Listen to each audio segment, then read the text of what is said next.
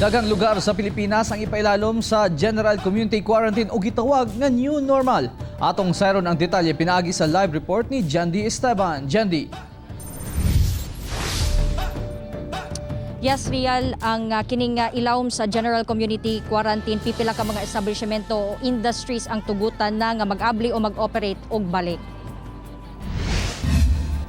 Sugod Mayo 1, ipailaw na sa General Community Quarantine ang mga lugar sa Pilipinas nga na-classify isip moderate o low-risk areas. Sa Mindanao, kini ang Davao del Sur, Davao Oriental, Sultan Kudarat, Lanao del Sur, Zamboanga del Norte, Zamboanga Sibugay, Bukidnon, Camiguin, Davao Occidental, Sarangani, Agusan del Sur, Dinagat Island, Surigao del Norte, Surigao del Sur, Agusan del Norte, Basilan ug Sulu.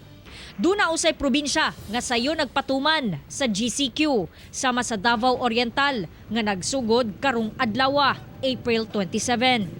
Samtang ang pipila ka moderate risk areas tun-an pa kung ipailaw bagyod sa GCQ o ECQ sama sa Zamboanga del Sur, Lanao del Norte, Misamis Occidental, Misamis Oriental, North Cotabato, South Cotabato ug Maguindanao. Ubos sa GCQ, pipila ka establishmento o industries na ang tugutan nga mag-abli o mag-operate.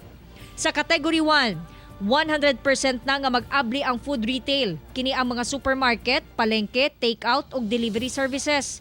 Healthcare, agriculture, fishery, forestry, food manufacturing, logistics, water, energy, telecommunications ug ang media. Sa Category 2, 50 to 100% ang opening. Kini ang electronics ug exports, e-commerce ug delivery sa essential ug non-essential items, repair ug maintenance services, housing ug office services.